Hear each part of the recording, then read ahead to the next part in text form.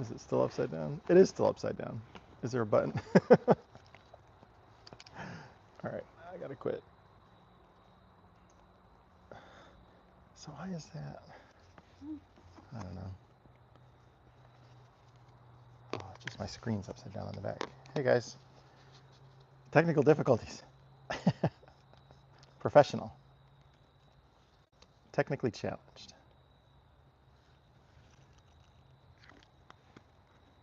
Uh,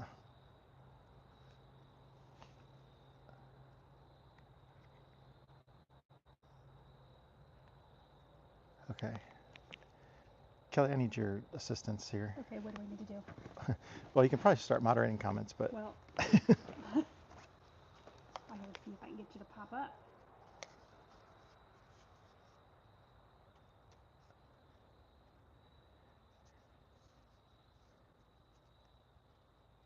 It's not working right on my end either. So, all right. I know I seen. Tyler, hopefully you can see what's going on.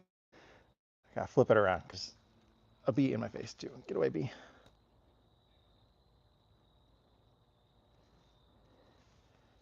Okay. We're outside. Why are you upside down? That is a very good question.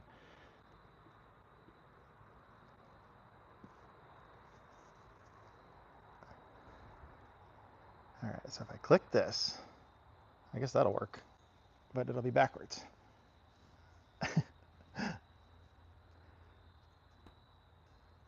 And if I click it the other way, well, we'll just go with that. That was exciting beginning, huh?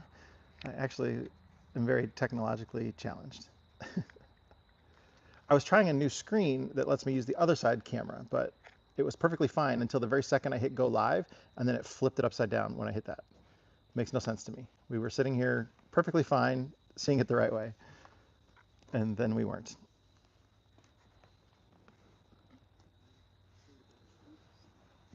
Okay, I finally got you pulled up on mine, I think, here. Okay. We'll give a couple people. How many people are on right now? Does it tell us that somewhere? Can you hear me okay too? Is the volume good and everything?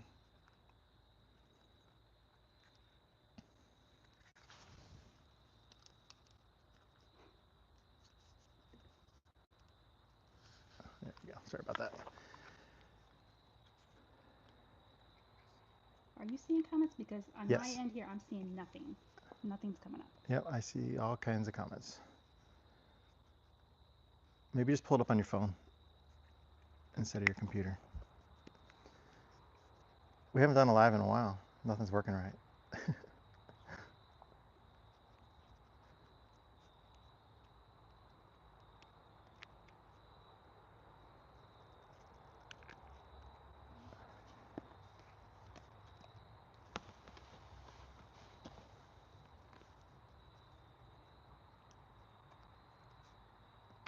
Ah, hello from Denmark. I just did my ancestry DNA stuff, and I'm from Denmark, part of me. I don't remember what percentage it was. Not a huge percentage, but a lot of it was like that area, though. Okay.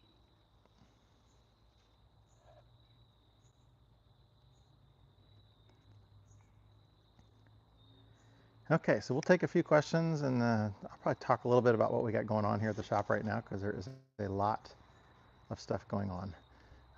We just had one bus leave a few minutes ago. I had to get up early this morning at 6 o'clock in the morning. I was out in the shop working because FedEx totally jacked us around yesterday. Um, we had parts that we needed to order. So there's one Norgren valve that's a three-way valve that's different than all the rest. Um, and we ordered it, had it overnight shipped to be here for Friday. And it's supposed to be here first thing in the morning. And when it didn't come first thing in the morning, I looked up the tracking number and it was in Nashville already. Had been there since 7:30 in the morning, 7:31 in the morning. Um, so it didn't come at the time it was supposed to. So I called FedEx and said, "Hey, this is coming today, right?" And they said, "Yes, we just didn't get it out for the first thing, but it'll be there before 8 p.m." Which I wasn't really thrilled with 8 p.m. I'm like, well, okay, at least we'll have it. I could get it on in the morning because the guy wasn't leaving until Saturday morning. So I'm like, okay, that'll be fine. So I kept checking the packages, kept checking them, checked the tracking number, nothing there. I thought maybe they deliver it without the tracking, without marking it as delivered. Went down there, no, it wasn't here. And then at 8:30 p.m. at night, well, let me go back. When I called them and talked to them, they gave me some kind of a special customer care number. I don't remember what it was called, and said, yes, it'll be there by 8 o'clock. So I wrote down that number, and at 8:30 they changed the delivery time to Monday on a package that was supposed to be here on Friday. I know a couple people online are like, well, it's because they grounded their planes because of the FedEx tragedy and stuff like that. This had nothing to do with that because it was in Nashville already in the morning, so it had already got off of the plane. It had made its route. And then the fact that they said they just missed the early morning one, that's fine. They'll still get it to me by the end of the day. And then they didn't. And then instead of bringing it Saturday morning, which you think would be the next acceptable thing to do, no, they didn't. They didn't do that. So I was very mad. You can't talk to an actual person when you call FedEx. That's not a good sign that our driveway alarm just went off. I don't have our gate closed because that bus just left. We'll see who pulls up our driveway. Watch it be FedEx. That would be funny. I'll tell them where to shove that package. Yikes. Okay. I wonder if Lance was coming to work on his bus today. I don't know anything. Normally everything's all locked up around here. Yeah, I know some people said that the FedEx stuff they fly the same planes, so some of those same planes got grounded or something. That was just an excuse that somebody. It was just an excuse. Okay, so that's where we're at with that. Anyways, that bus just left. Okay, you want me to go back and try to find some questions for you now? Yes. Yeah, Kelly will go through and take some questions. But yeah, we have the other Prevost in the shop right now, the one that got the bingo card.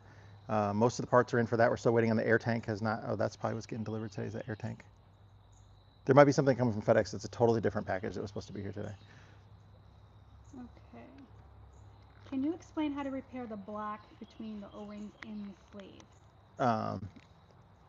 No, I mean, we just went in with sandpaper, and the one that I took apart that somebody had done before, they had actually put some silicone in there with the O-rings. It's a double O-ring, so if it's only one of them, I think you're probably going to be okay. But no, otherwise have a machine shop do it so the block's not toast. But there is no easy fix on that. Any idea who I can buy new moldings to restore a 1949 MCI window? I don't know. I mean, I would check with Luke at US Coach first, and then if he doesn't know, there's got to be some. MCI has a pretty good historical department too for tracking things down, but window moldings, I don't know how much they changed or if somebody's had them recreated. There's a good chance there's somebody out like that. Have you ever rescued a TDH-50s bus?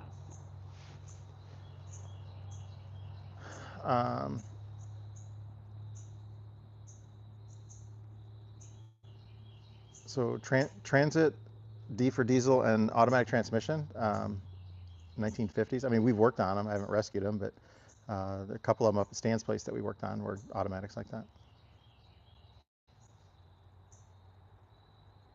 Do you have commercial driver's license to drive that truck, bus, or is there another license that the state allows? No, it's not for hire, so it's non-commercial. So that's the same as a regular pickup truck as far as anything's concerned with that.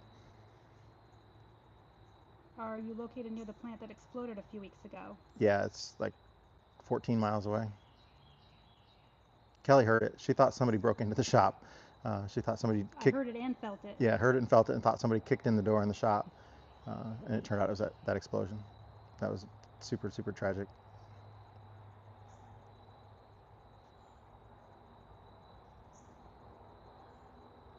Are you going to start a business replicating unavailable parts? I don't plan on that. No. So, some things we got to have redone, but I don't want to. I don't want to have inventory and that kind of stuff. So no. What do you think of the older Bluebird Wonder? You watches the late 80s? I'm not exactly sure. Yeah, I don't know. An older Bluebird Wonder Lodge. We got another Wonder Lodge coming in next week. That one that we worked on, that we put the engine in, the Facebook Marketplace engine that had no oil filter in it. If you remember, the bottom end was pretty bad on it. So they're coming back in now to have us redo. We're going to put new main bearings and rod bearings in it. So that'll be in the middle of the week next week. It's a pretty good engine work video on that one. Hopefully by then we'll have, I'm hoping that Tuesday we'll have the Prevost out of here, and then Wednesday we'll do the main bearings on that. And then we got the inspection on the really expensive Prevost to do. And then all the parts came in for us to go back to try and complete the rescue on the Buffalo bus too. So I'd like to try and squeeze that all into next week. It's going to be a crazy, crazy week around here. Don't see your son much anymore. Is he running his business now? And any more pointers? We're considering a bus from up in Oregon. Man, the sun is blinding me while I'm sitting here. Sorry, she's sitting in the sun. It's probably going to end up getting to me too. Tyler's on here. He's moderating.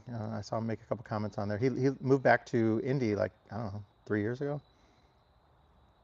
It's had to been 3 years. Yeah, so he's, yeah.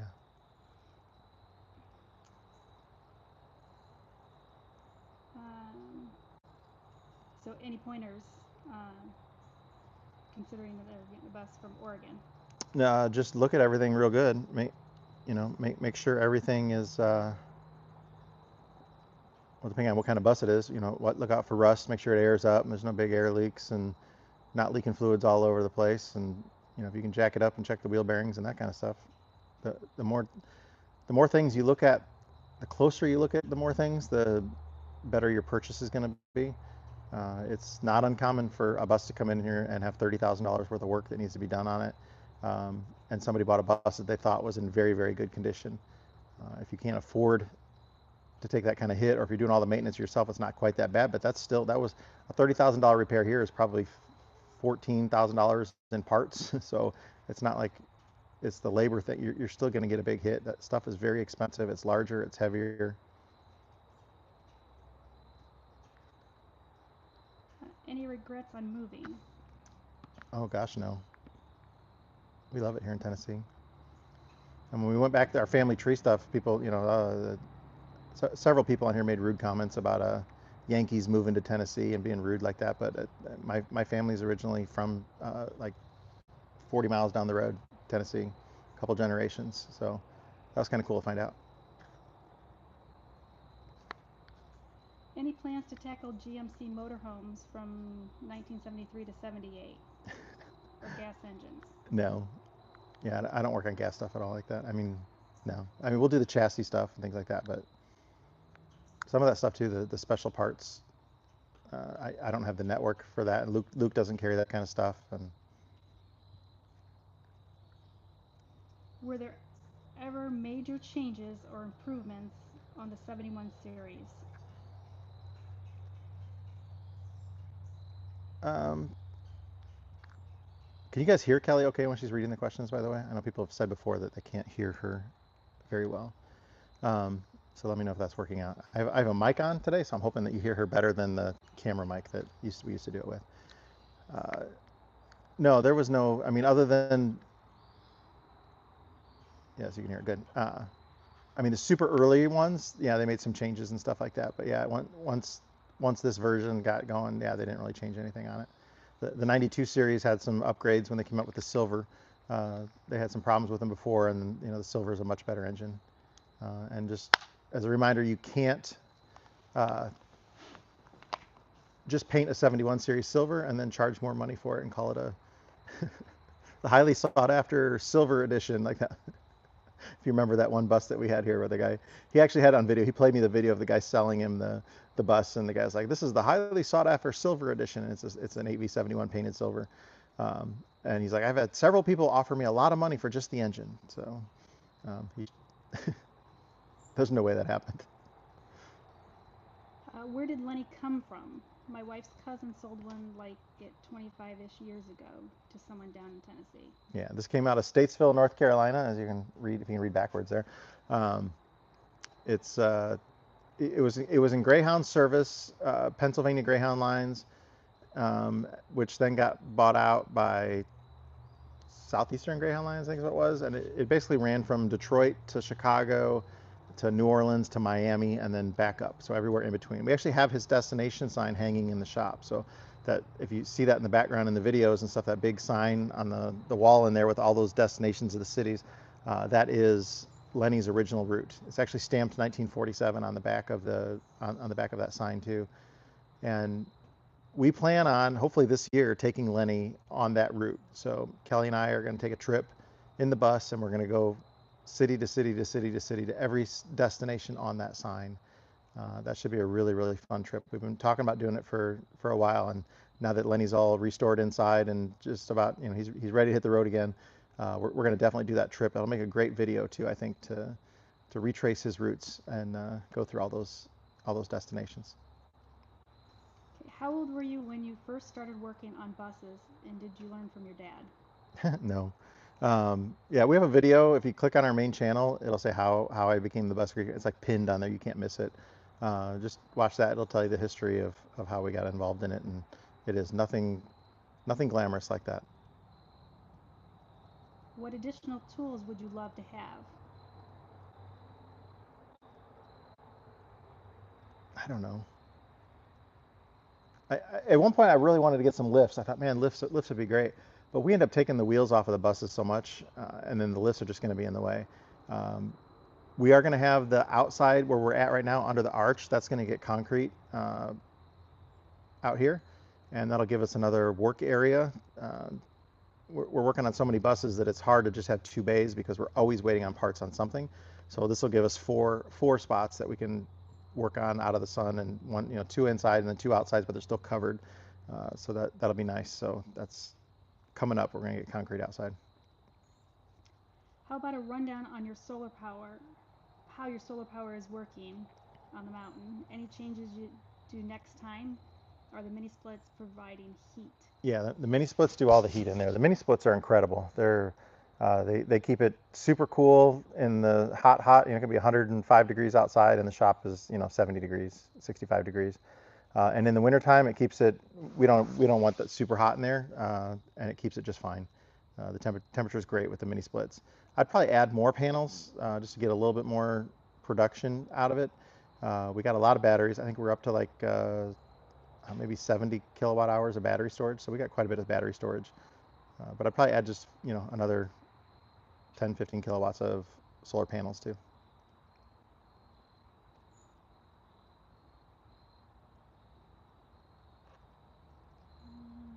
Have you worked on GM bus pickup?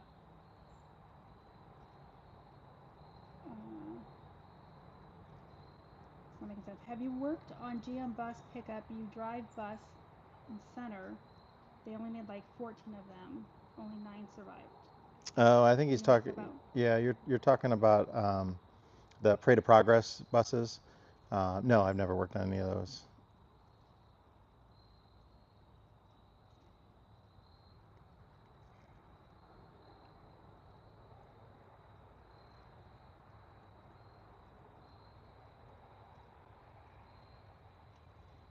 I'm not sure what this means. So I can't get the black beaded or trigger to fill that space.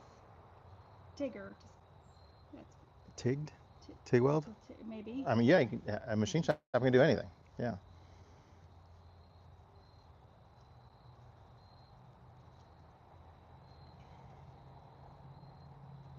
I've never had to do it, so.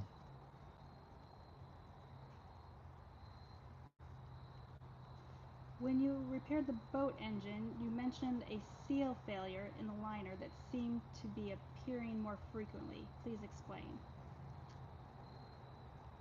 That was just, I think, more of a cavitation and rust issues on that. And then whoever put it back together, that's the engine where they put Permatex around those O-rings too, which is not supposed to be there. But we really cleaned everything up real well, and it's not leaking coolant in there. So, but yeah, you gotta make sure you're using the right coolant uh, in the 92 series for sure. I found a used 8V71 complete power pack including transmission and everything from the 60s bus, low block. My 1974 bus has a tired high block 8V71. Any compatibility issues? No, well, if it's out of the same, is it out of the same model of bus? Is it like an MCI? It's from an MCI going into an MCI. That should be fine. But if it's like out of a GM and you try to put it in an MCI, then turns the wrong way, and it's all kinds of other issues.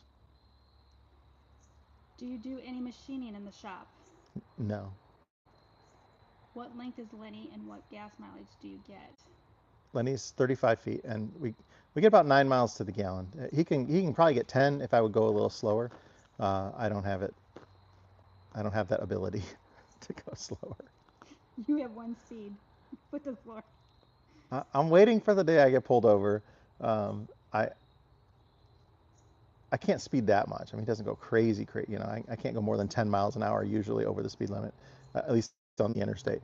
Um, but yeah, if he does get a ticket, it'll probably get a lot of views on that video. What is the price of a general inspection? uh, I mean, if we're just looking at it, it's not too bad. It's like probably a day and a half worth of labor for us to go through everything completely.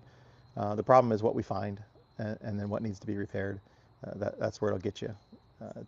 It's very rare that a bus gets out of here for under like 10 grand. That's I'd say very rare. What is the average service life in hours or miles for Detroit's? I mean, they'll get a million miles. You just don't overheat them. 90% of them die of unnatural causes. So they're usually murdered, overheated, uh, hit something on the highway and break your radiator and overheat it, or you don't have a coolant level sensor in them a lot of times, and uh, yeah, they're usually murdered.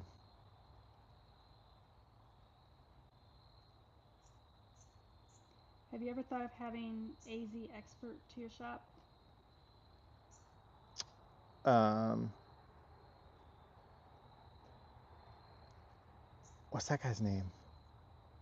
I just drew a blank. I don't know. I don't know why I just drew a blank on his name, but yeah, he works with Mr. Sewell. I think he was going to deliver one of his buses here at some point. So I noticed that the marketplace listing for that short transit bus has been taken down. Did you guys end up with it? no, no, I don't have that bus. I have no interest in that bus. Somebody, which I wasn't really, that lady contacted me afterwards about a week later, and somebody had sent her a nasty message like, I can't believe you did that. That was not that person's business at all to be involved in that situation. You had no reason to contact them because you were mad. Um, that was between me and them. That person shouldn't have reached out. But she replied to that person and said, um, well, not everything that he said is true in that video. He says stuff to entertain people or something. I have a screenshot of it because she sent me the communication she had with that person, and then I saw what she replied to him. I'm like, hey, wait a minute. So I sent her back a message. I'm like, what did I say that wasn't accurate or true? And then she never replied to me. So, and we actually had recording going. We were recording the whole time we were there. So when I got there, and the first thing I heard about was that first of all, they said it ran when it was parked, and when you unload it from a tow truck, I don't consider that being parked.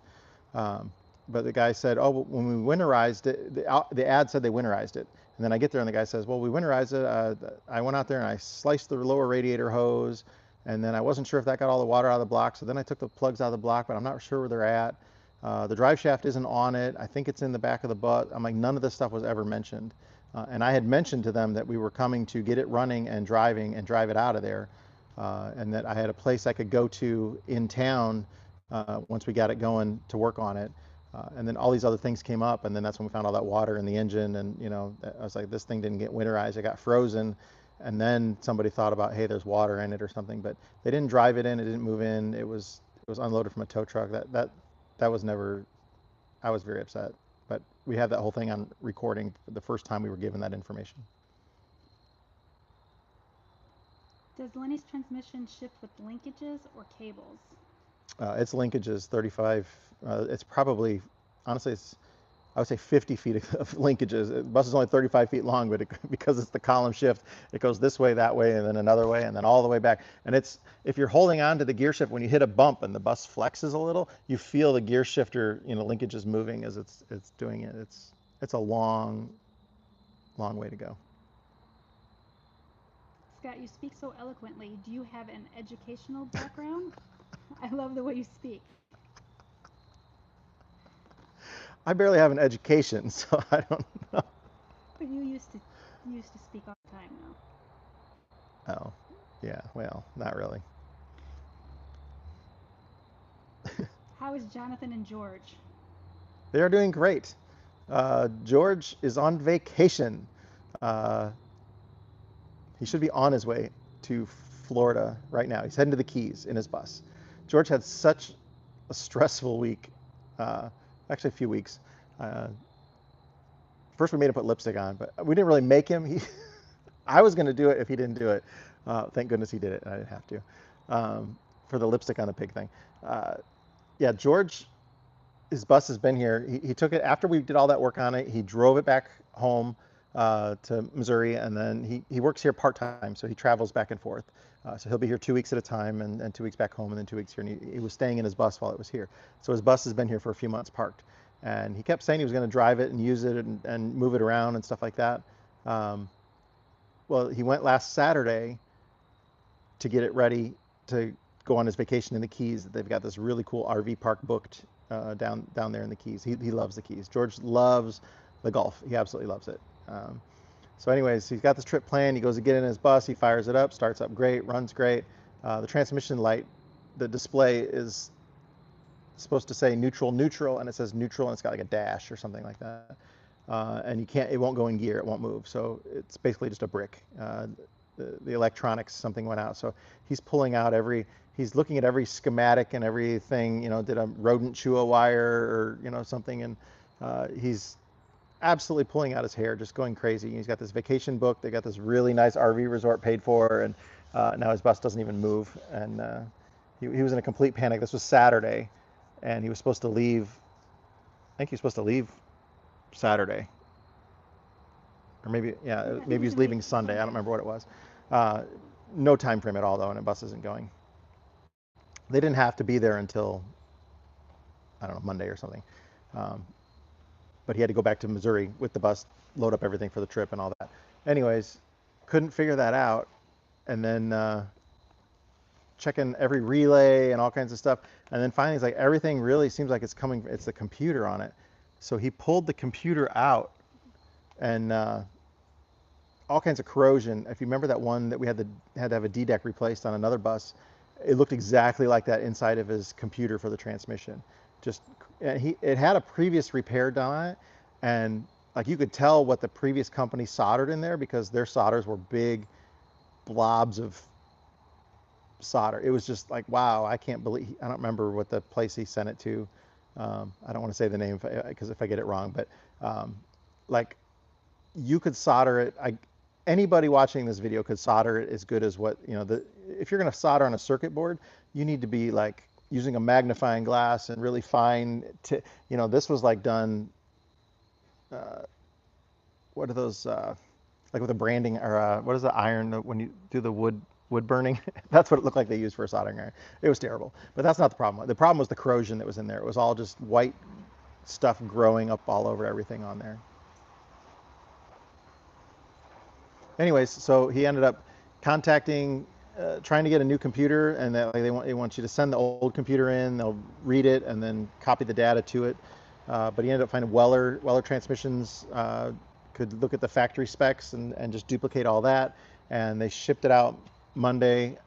They reprogrammed one, shipped it out Monday. He had it Tuesday, and Tuesday the bus was up and going. That was like a Hail Mary thing. So Weller Transmission definitely stepped up and helped him do that. A new transmission computer is like $4,000, so they're not cheap. But as soon as he put that in, everything worked fine. Moved the bus, drove it. He went back to Missouri, and then they're heading down to the Keys now. Is that all you gotta say about that? That's probably all I got to say about Okay. that. Have you ever seen a GMC coach swap to a T-drive configuration? Yes, yeah. And there's one that I've worked on. It's on the channel a couple times. They lengthened it a couple feet and made it a T drive instead of the V configuration. Have you considered hiring a full-time parts person? I have not considered it, but my gosh, I spend a lot of time jacking around with parts. Uh, it's it's crazy. How much blinker fluid does Lenny hold? I don't really use the blinkers much. No, I do because I got to get in the left lane to pass that semi. Do you still want to turbo Lenny? I do. I at least a smoke turbo. You know, I probably want to put just a small turbo on it to give me performance in the mountains and stuff like that. I'm not really the horsepower. Uh, we'll see what I do, but when I first do it, it's probably just going to be a low. You know, if I can get 10 pounds of boost out of it or something, I'll be happy just to be able to run in the mountains without losing. You know, every 1,000 feet above sea level, I lose like 3% performance. So when you're up at 10,000 feet, 12,000 feet elevations, it's a complete dog, and I don't like that. It's not a question, but I see Tom Feller posted, "Hey Scott and Kelly, miss y'all." Oh, hey Tom. Do you still run the propane injection? It's still all hooked up. I have not been using it, but it is all hooked up. Can you explain how the airlock works on a 1970 MC7 Old Greyhound? How can door be locked, unlocked for storage without air pressure? Yeah, I don't think it can. Like the bay doors you're talking about with the you have to have air pressure. Yeah, I think you can maybe remove those bits, but it's very inconvenient. A lot of times we'll go to get into a bay door and it's locked. I'm like, oh, this is so frustrating. Is there a safe way to jack up an MCI MC8 in the middle of a field? Would it be safe to have a 40-ton wrecker hold it while I place jack stands? A better idea? Question. I mean, just any kind of a jack is fine. Just put a large enough base plate underneath of it, so something to spread the load out, so that jack doesn't impale itself into the ground. We had that one bus, Jeffrey's bus in Florida, that the jacks kept disappearing into the sand, the Florida sand. You know, we jack it up 6 inches, and then the jack would go down 5 inches in the sand within a minute or two. So be careful with that. So yeah, I have these 12 by 12 inch. They hold like 30,000 pounds per square inch or something crazy like that. They're jack plate bases. They work pretty good, but you can put some half-inch steel or something like that down underneath your jacks, and you'll be fine jacking it up in a field, and then put some jack stands on it. But also use base plates or blocking or something. Just be careful. Do you ever see yourself retiring? No, I'm sure I will someday, but no. You have mentioned overheating so many times. Why not offer the Scott protection device, an overheat buzzer and light? Yeah, I will put anything on a bus if somebody wants it done. I recommend the shoot, just do it. When you get old, the first thing they say you lose is your I can't remember. Um, Murphy gauge. Put a Murphy gauge on there. It's a device that it kind of works like an Egyptian level on it. So if you lose your coolant, um, the alarm will go off, because that's really what kills a lot of them is you get a coolant leak. Like, man, I'm so lucky on Lenny when he got that big coolant leak that had to have happened within like a quarter mile of getting home. Um, and you run it out of coolant, or you smack a tire on the expressway and it bust the bottom of the radiator open, and that's happened so many times to so many buses.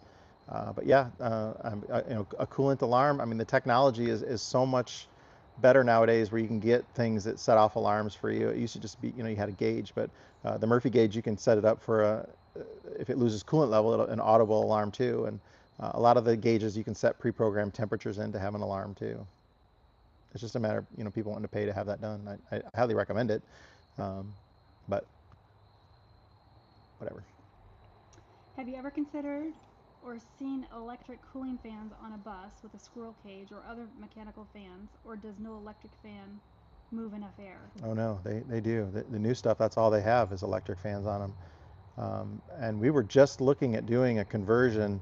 So we looked at the newer Prevost setup, and it was like $13,000 for the radiator fan setup on it. And then MCI, I think it is.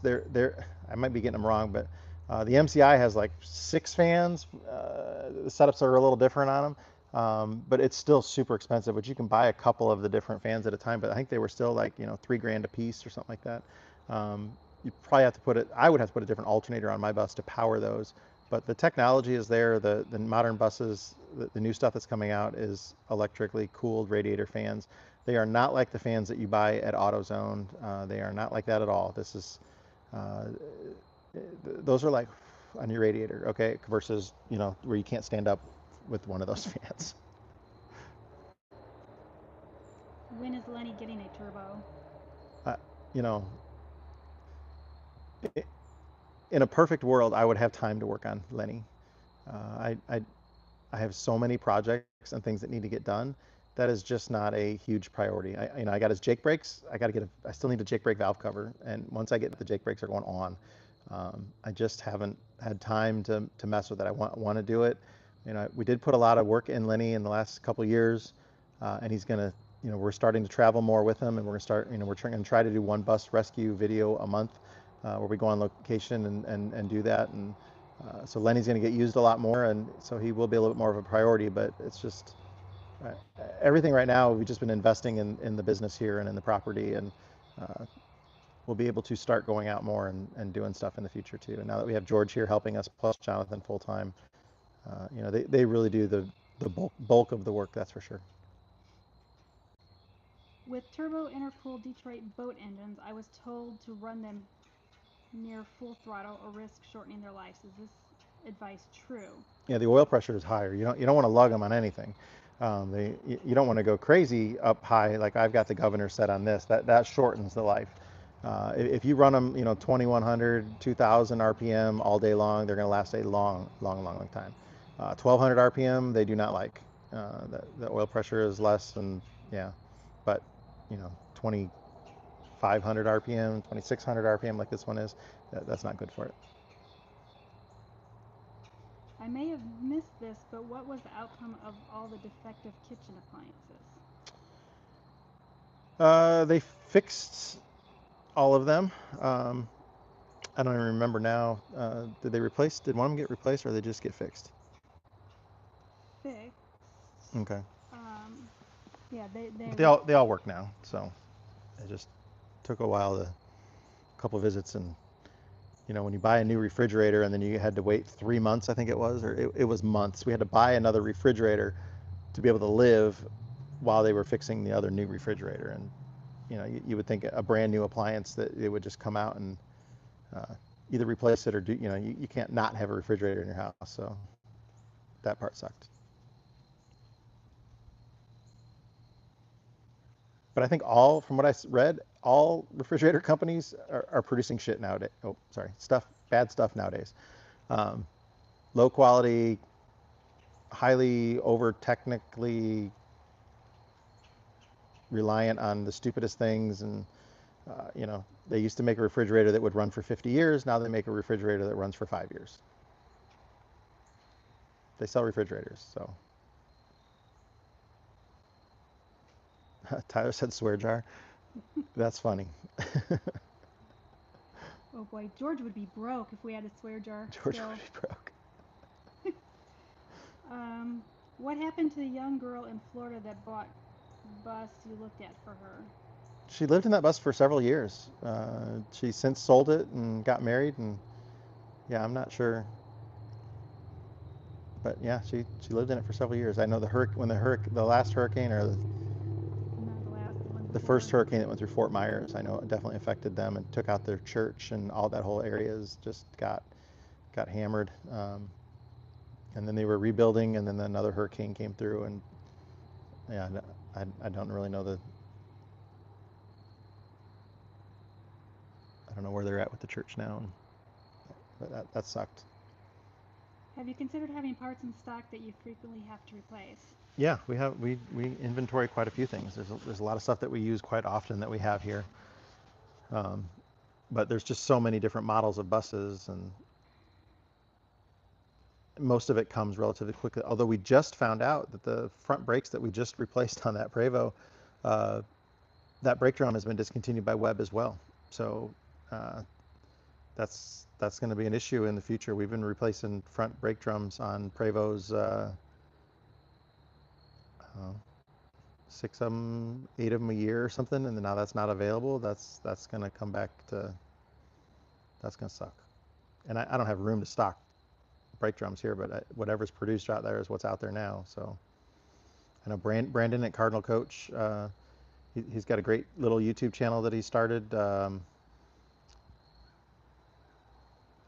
don't even want to say the name of it wrong. Motor Coach Technician, I think is what it is. Somebody can type in here if you've been following him to make sure I get it right.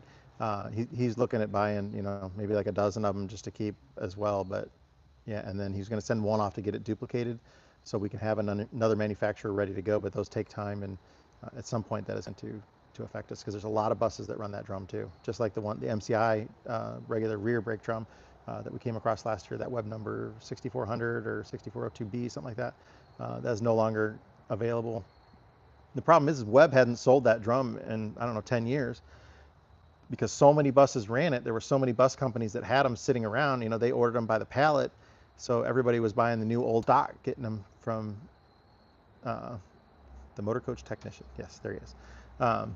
Yeah, everybody was getting them from new old stock on all these, the transit companies that used to run them and the charter companies. And, we were all getting these great deals on these brake drums, but Webb wasn't selling them. So now it's discontinued because they haven't sold any. And that sucks. Just goes back to one from earlier. MC door question. Entrance door, not the bay doors. Oh, I mean, there's a switch on the dashboard, that little lever or whatever that does the lock, I believe. Is anybody ever allowed to come visit your shop? We do let our Patreon members come and visit. They can do that. We don't really talk much about our Patreon, but we do post on there every single day. A lot of behind the scenes stuff, things in the background, more information on projects, little things as we're doing them. It's like $5 a month to join Patreon. In order to come here and have us work on your bus, you need to be a Patreon member. So it's a great little community that we have on there. There's like 500 and something members on there, and like I said, we share stuff every single day on Patreon. It's if you like the channel, you would love being a Patreon member. Does your daughter still have the school bus from years ago? Is she the daughter married to Jonathan? So my daughter, they have an MCI, and yes, my daughter is married to Jonathan. But that's a lot of people confuse Mally. Yes. I almost called her Mallory. Oh, that's Mally. Confused. Mally was just our friend's Sean's daughter that had the school bus, and then my daughter and Jonathan had an MCI that was here, and they lived in the bus here on the property right where I'm sitting right now for about 2 years, and then they bought a house maybe a year and a half ago. They've been there a year and a half. Not too far away, 10 miles away or so. They still have the bus, but they will be selling it. Yeah, they still have that bus. It's going to be for sale. We just, one of those things has got to get ready for sale.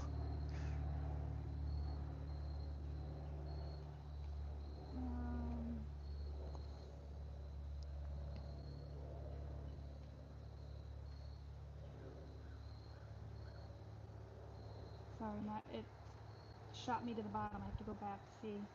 Hopefully I didn't miss. I hate when that happens. What destroys wheel bearings so often? Rust. The problem that you see on most of these buses that come here, Lenny's wheel bearings are all grease.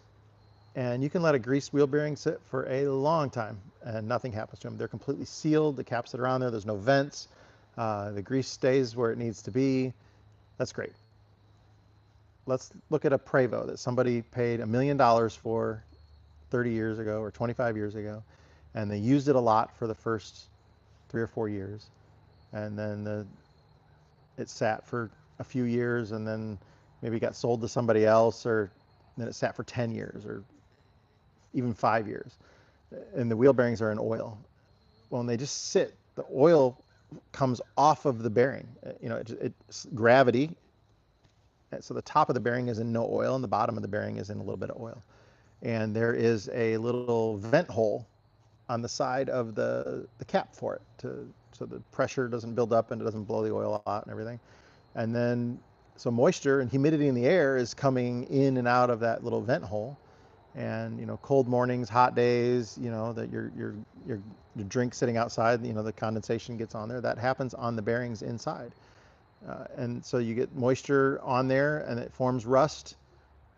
and then you go take that bus for a drive, and all that rust just gets chewed up in the bearings, and it eats it up. And that happens 2 or 3 times in the life of the bus where it sits for a long time. So if you have a bus and you can go out and you can move it around every once in a while, that's the best thing you can do for it. Even if you drive it, 20 feet forward and 50 feet backwards, it'd be great if you could take it around the block. Just get everything lubed up good every once in a while. The oil doesn't stay where it needs to stay, and everything else, suffers too. But that's why there's so many wheel bearing problems, is because they sat for a long period of time, and the rust formed, and then the rust gets chewed up in there, and then the rust is in the oil, and then it happens over and over and over again. Plus, sometimes water gets into them. The little plastic things on the little view for the plastic on the side of the cap that goes on there, that'll crack in the sun, or the seal goes bad on it, and rainwater will get in there, and then it gets filled with water, and it's horrible. Next one. Yeah. Okay. If you ever do put a, I can't, I'm having a hard time reading this now. Oh, my back's starting to hurt bad. If you ever do put a 671T in Lenny, will you use your old left rotation engine or redo the replacement to a left turning one? I mean, it's got to stay left-hand end because it's a V drive. It's not a T drive. So, are you talking about? I thought they were talking about making it turbo. Are they saying make it a T? I'm not making Lenny a T. Is that what they said? I read you what it said. I didn't. I don't. It said a T after. Yeah, it's not. I've already Somebody stated asked that. if that could be done. Yes, but I'm not doing that to Lenny. Lenny's saying a V drive.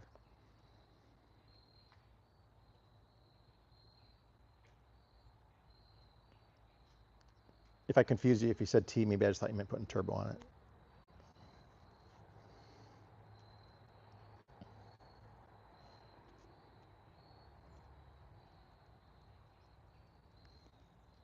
I'm having a hard time seeing my screen now. Because of the sun? The sun, yeah, and it's all the way turned up. Do you want us to move? No. Are there really any $200,000 older DD60 non-slide XL45 that are worth buying without spending 100K to fix things that are bad? George has a very nice H345 that's going up for sale. That I think is going to be like around 160, I think is what he said. We just put all new brakes on that bus. So he just took the $22,000 hit on the brake job on that bus.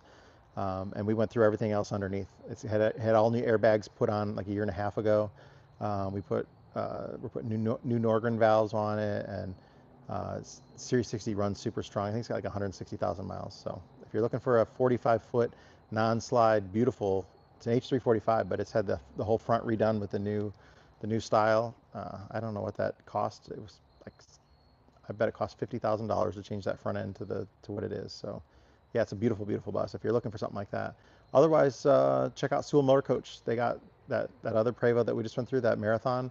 I don't know what the price is on that one, but that's an XL40, and we have an XL2 that's here right now for them. That's a 45 footer.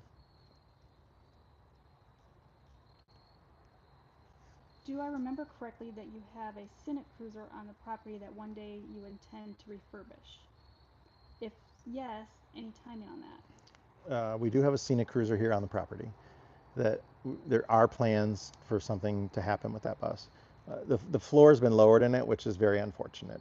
But it's not just going to sit and rot. It does have some plans. Where did your friend's old custom coach end up? I could kick myself for not reaching out. Well, he had a bunch of custom coaches. So if you're talking about Miss Bud, it is still here, but it has a new owner who just hasn't made it over here to use it yet. He lives overseas, and he's planning on coming here and vacationing through the states in it. So that'll be the plan. But it's been sitting. We've been driving it around a couple times a year, but it needs to get a little bit more love than that. How much of a challenge is algae contamination in fuel? Do you recommend a fuel additive? Yeah, you want to put a biocide in there for sure, because once you have the problem, it's horrible. So it's not really algae. People call it algae, but yeah, put a biocide treatment in your fuel, and that'll help save you a lot of headaches. It's very inexpensive. Can oil bath bearings be converted to grease? Yeah, we do it all the time.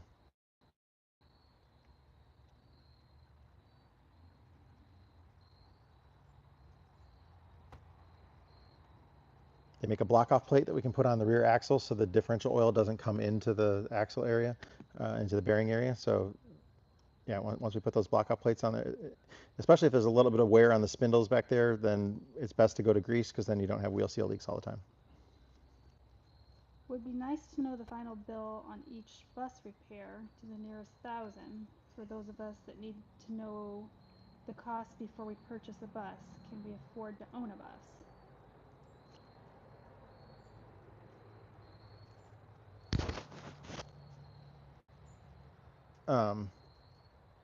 It just depends. Somebody said no sound. Is that true, or is it just that person? It's just that one person, I think.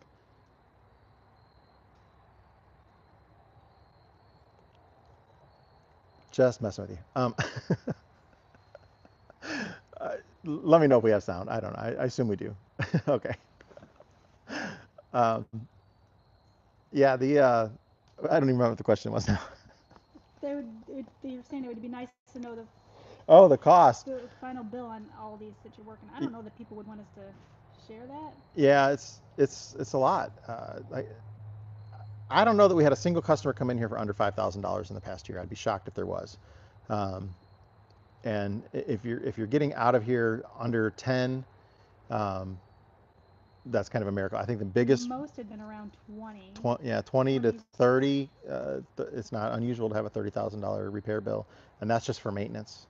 Um, by the time you go through and do airbags and brakes and valves and all that stuff, it and whatever you think. I mean, that that bill total is usually like half parts, and then we let the clients work with us on labor. I had a guy, his bill was like 30 grand, and he worked probably 60 hours, 50 hours of labor himself while we were doing that he saved by things that we would cleaning the parts and things that he would have had to pay us to do. That would have been a huge bill. Where can I see a listing for George's bus?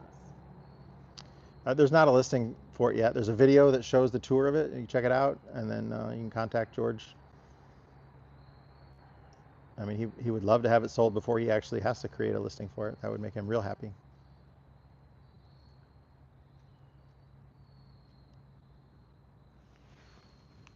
Is that just our doors moving? Oh no, somebody's doing something other.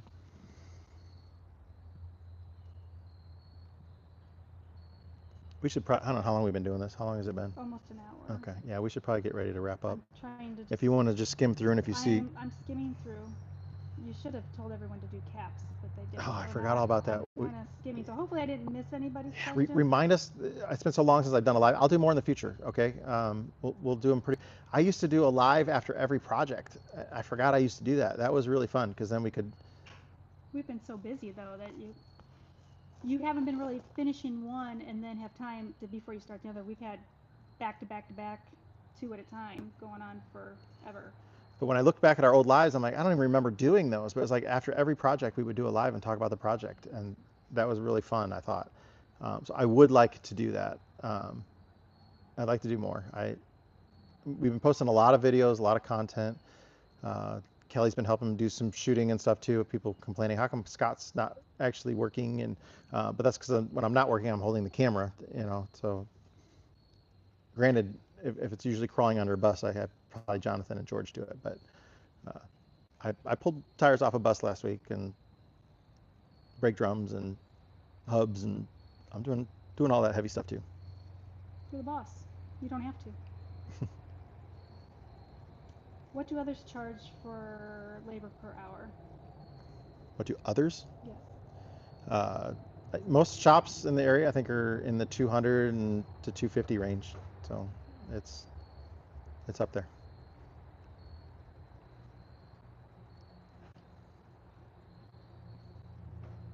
Got a chance to buy a classic 77 GMC Kingsley 26-foot over here in the Netherlands.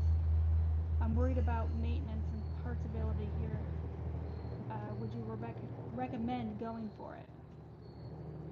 I mean, anything's available. I don't know what it's going to cost you to get parts. I don't know how. I'm not familiar with that specific vehicle at all. So yeah, everything is. If I had to import all of my parts from somewhere else, that would really suck. So I don't know how difficult it is and what your taxes and duties and fees and all that kind of stuff would be, but I mean, I might be cautious of something like that. And if you have a lot of money and you want to have a lot less money when you're done, it'd probably work out. What would your comfort level be on working on a 2012 vintage Spartan chassis? I mean, we've had some in here. The problem is the parts. So if I get it in the shop and I get it apart and we can't get the parts right away, I can't have it just sit there. So that's my concern with that. But we've had several Spartan chassis in here, and most of that stuff is readily available or relatively. I think we had trouble getting some disc brakes for one, a motorhome that was on a Spartan chassis. What's the purpose of Northern Valve? To make Prevost money, I think is. I'm pretty sure. I'm pretty sure that's why they're on there. They. Brandon might agree with that. I think he was on here. Someone says, don't forget the questions from your earlier post telling people about those live. Yeah, I forgot about that. Do you want to go through a couple of those real quick? Where am I So going? go to the community page tab thing on there. I made a post yesterday and read a few of those because I did forget. Okay, so back out of this.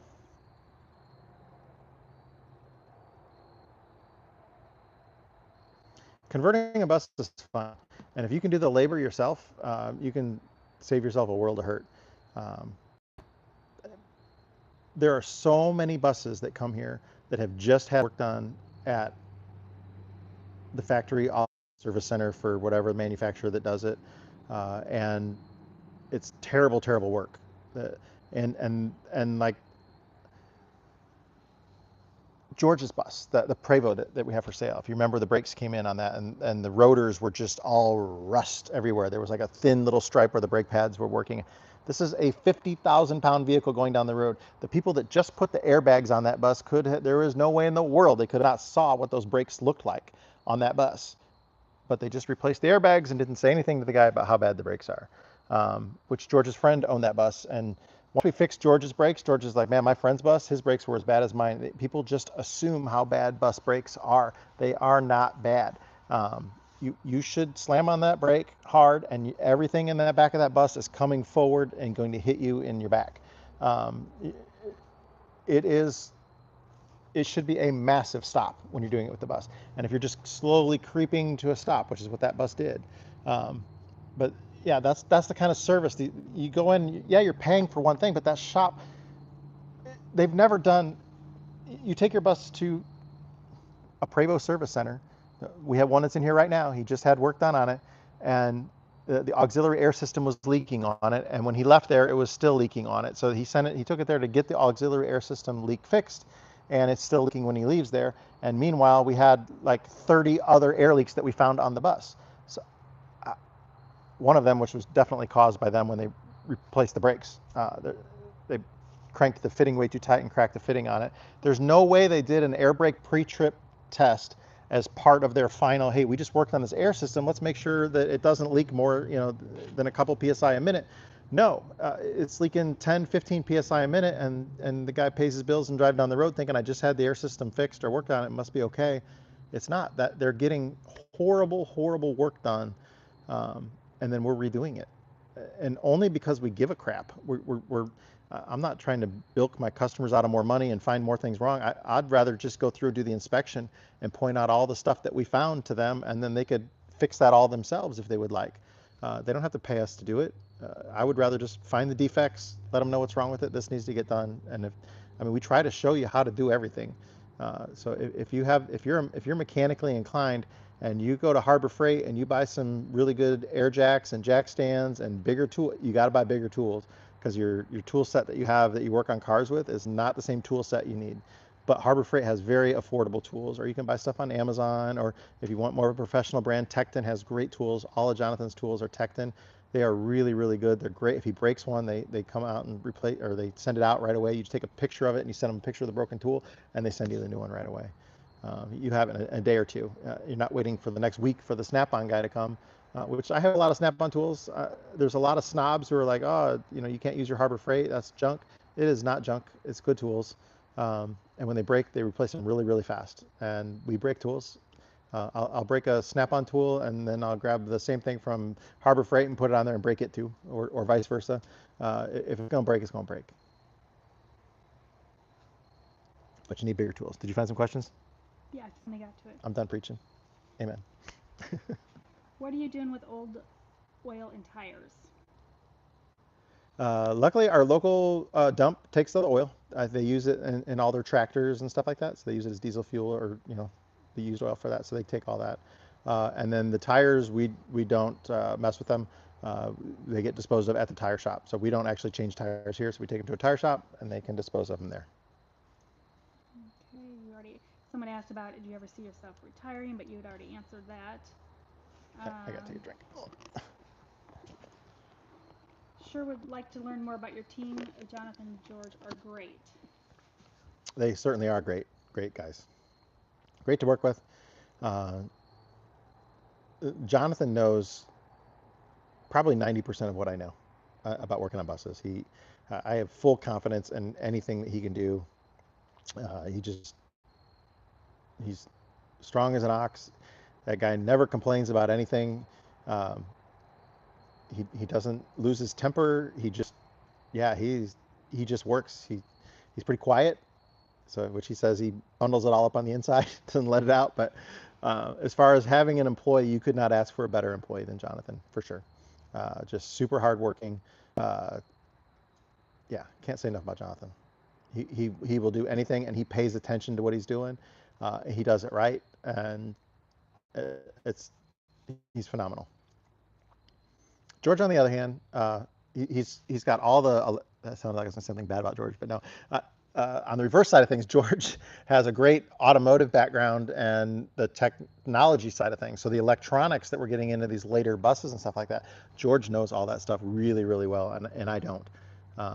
And being in the motorcycle world and the truck world, diesel truck world and stuff like that he was in previously, doing modifications on trucks and things like that, he knows. I know two-stroke stuff, but George knows more of the other things too. And George is a super hard worker. He shows up on time every day. He does everything. His cussing is usually very, very funny. Um, he's working on it, but yeah, George is awesome. He's the new guy, so he's got to take a little crap.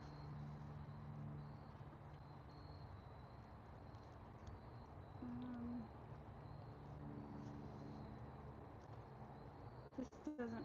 I think there's this is a longer one. One would love to see a video of your preferred method for removing races. Two would love to. You beat him out with I was gonna say a stick, but yeah, we just hit him out with a great big punch that Snap-on makes. That's got a big rounded end on it. It's a striking cap, and you can hold your hand on it. If your hammer slides off of it, you don't hit your hand. That is like the best thing that we have. Would love to hear more about plans for the property moving forward. Yeah, I mean, it'd be nice to continue to slowly get everything paved all the way to the shop. That would be nice. The new hill part is great, and then we're gonna have that service road that we're doing on the side. This is gonna get paved or concrete out here. A big pad for us to have another area to work on out here, and then outside the shop is gonna end up being concrete. We don't want to do asphalt outside the shop because all the turning of the buses, and we don't want that on that'll be too hard on the asphalt. So it's gonna get, but that stuff is expensive, guys. So long time. How big do you want your business to grow? Just found your channel a few weeks ago, and I'm hooked, binge watching every day. Yeah, we're not really planning on growing. We might hire another part-time person to just help out with stuff. We definitely need a person cleaning the shop and picking things up and moving things around, and yeah. If buying used or even new, what kind of annual or other maintenance cost in dollar amounts and activity can an owner expect? I think if you own a bus, you need to budget at least $2,000 a year on maintenance, but it's probably closer to five. If you're doing all the work yourself, I think a $2,000 a year budget, and if you don't spend that whole $2,000, you will be spending the makeup difference next year for sure, or the year after. It's going to come back and hit you for a $6,000 bill. So, yeah, I minimum you're looking at like $2,000. It's probably closer to five. A lot of buses that come in here, we're playing catch-up maintenance on them. So, if you're catching up on 10 years worth of maintenance, that's $22,000 a year. That's I think if my math is right, that's $20,000. What will happen when parts, like you have stated, brake drums and rotors are being discontinued? Will everybody be forced to pay huge money for basically made-to-order parts? Yes. Yeah. Yeah. I mean, that brake drum is going to go from $250 to $1,200 per brake drum. That's maybe we can get the cost down to 800, but it's still not at one point we were getting them for $150. The company just had them sitting there. They wanted to get rid of them, and Okay, you ready for this one? probably not. Would be nice to hear how you and Kelly met and started your journey together. Better if you give your version of the meeting first, then Kelly can tell us how it really went down. Thanks for all you, Kelly, and your eclectic tribe of bus grease monkeys do for the bus community. So I was in college, and I went to a high school party and met this really pretty young high school girl. And then that was it. That's all you gotta say about that. That's all I gotta say about that. Yep. You walked in the door, I said, "Who's that?" Who's this? Okay, I think we should probably finish up. But you still have more questions. We've been on like over an hour. Okay, but this is from where you asked Oh, people. okay. Do you My plan to back really hurts, so Okay. Do you plan to rebuild a Detroit engine in the near future? not necessarily. Check out Brandon's channel because Bo's engine like completely exploded like 2 weeks ago. He was driving down the road and there was like piston rods and pistons and wrist pins in his oil pan. But they're not rebuilding that because the block is destroyed on it. So he's putting a new engine in there. But yeah, I wouldn't have a customer right now that we're rebuilding an engine on it. But I said we're doing main bearings and rod bearings next week. I know you get tired of watching us do wheel bearings and stuff like that. I'm sorry, but I said we're going to be doing the bus rescues once a month and trying to mix things up. And then doing some videos with the truck and the fire truck and the bulldozer and all the Detroit stuff. And hopefully I'll find some more cool Detroit equipment to have, and that's fun. Have you seen the bus like Lenny for sale on the net? One popped up on Haggerty's site and it was completely restored to the max. For some reason, all the seats had been removed except one, and the floor was done in beautiful wood. It was not a conversion. It was even painted almost the same blue as Lenny. I believe they were asking $95K and it was in Cali. Yeah, I've not seen that, but there's a couple of them that are on there right now. I saw one for like 140,000, kind of a conversion of Lenny, like Lenny, and you'll find them for $5,000. We paid I think it was $3,200, $3,300 for Lenny when we bought them. So um, you can find deals out there, and you just got to put a lot of work and money into them. Dan is asking, is George going to be back when I get there next weekend? He won't be back until after Thanksgiving. Yeah. How many miles on Lenny's engine? That's hard to say. As a bus, he's got millions of miles on him. That engine is from like 1952 is what the serial number on the block is. So it's probably changed by Greyhound while it was in Greyhound service. Um, yeah, it's. I have no idea. I think I remember when Joe had the Governor apart. He said those Governor springs. I'm pretty sure he said it had a couple million miles on the engine too when we put new Governor springs in it. Um, Probably in that video he made some kind of a comment. He might even said like whatever. I don't remember what number he said. It was a lot. I remember Joe commenting about it was pretty worn. How do you deal with the age of Lenny's wiring harness? How many of Lenny's dash switches still function? So all of the ones that I use, the top row of Lenny's dash switches, every single one of them works. The bottom row probably works too, but a lot of them do things that aren't hooked up to things anymore. They were like interior lights. All that stuff was removed from the bus thing. So, but every single one of those works. The wires, the wiring harness, the wiring and stuff like that. I put my hands together. I bow my head, and I say a little prayer before every trip and hope that the wiring holds out. Yeah, it's 80 years old, and cloth covered, and a few things here and there we've had to replace, run a wire here, run a wire there. It's pretty scary. to look underneath of the Sparky panel. If you pull it out, it sparks sometimes. If you hit a big pothole, things might flicker or something. The radio likes to go out. Yeah, it Yeah. doesn't need for the engine to run. It needs none of that. You know, it has to have electricity to shut it off because there's an electric solenoid, or you can go back there and flip a switch. Once it's running, there is nothing electric about it, and as long as my gauges work, I'm fine. Yeah, no, the wiring harness is really scary. At some point, it's going to need to be replaced, but right now, it's just fingers crossed, stay low prayer. Does the bathroom still function? It doesn't have a bath. I mean, it has a bathroom we put in it, but yeah, there's no Greyhound bathroom or anything.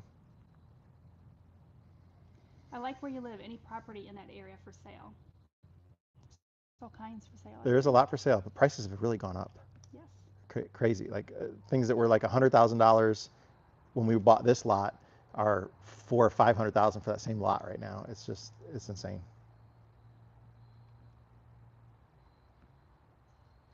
Are you going to get some type of wheel lift mechanism to add to your international truck so that you can rescue buses and have the ability to tow home? That would be really nice to have something like that to be able to tow. That would be the dream come true if I could tow a bus home with that. Even though it's fun to go work on them and get them driving and drive them home, that's fun. But it'd be so much easier if I could just hook that thing up to it and drag that thing home. Yeah, that would be. We'll look into those, or some type of a Landau trailer or something. That would be really nice to have. It'd be great if I could find somebody in the area here in Tennessee that we could partner with, and all as a group going together and buy a Landau and then use it when we each needed it or something, like a community. People buy airplanes and do things like that because I definitely won't get the use out of that trailer, and they're really expensive. So if I could find a group of guys that would like to have access to one, and go in as a group and buy them together, you can store it here. I got plenty of room, or we can store it at your place. I don't care. That would be awesome. Also, can you replace that right side windshield pane on the truck? I want them both replaced. So Yeah, at some point. Somebody said they're available. The windshields are available. They said there were some on eBay. They were cheap. we were just talking about that. So. Yeah, the problem is those windows get broken apparently because people just leave stuff in the sleeper, and then you jack the cab up and the stuff in the sleeper falls forward and busts out the front windshield. I'm 99% sure that's exactly why that windshield's broken like that. What got you into the bus mechanic world? Someone replied that you do have a video about that. Yeah, go check out our video.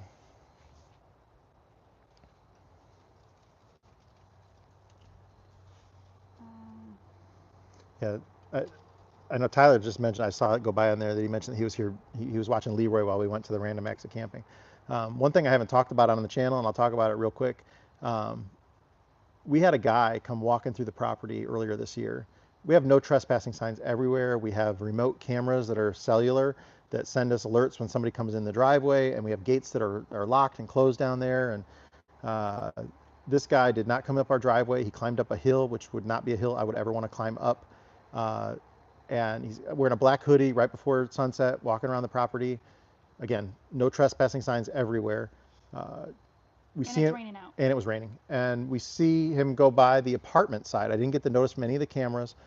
Kelly sees him, she's like, "Who's that?" And then I go out there and confront the guy. He puts his hands up, and he turns around, and I posted a security footage of this guy on my Patreon, and one of my Patreon members knows the county sheriff here. And he sent a picture of that guy to the county sheriff, and the county sheriff said, "Hey, I know that dude. That's a bad dude. He called me."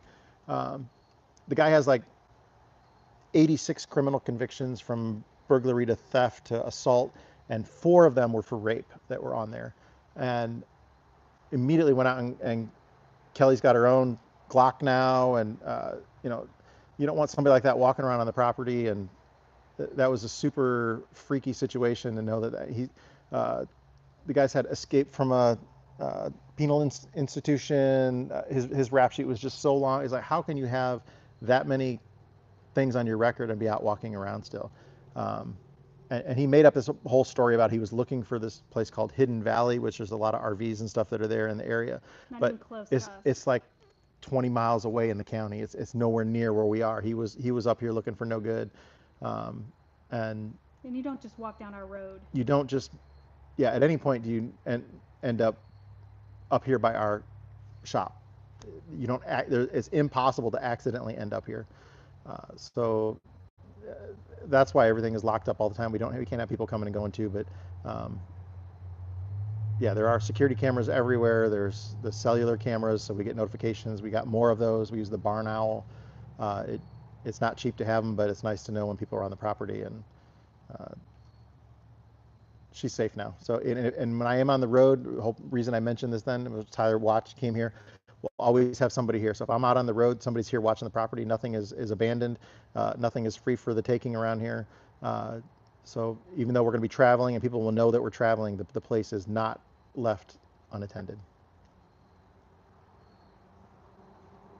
I believe that's it.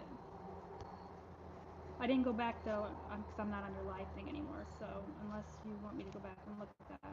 Yeah, we already have a Saint Bernard, and the Saint Bernard, he was going crazy at that guy when that guy was here. Oh, he was vicious. He was He, bouncing off our windows. yeah, And he his, bam, jumping up against the window and just the most vicious bark.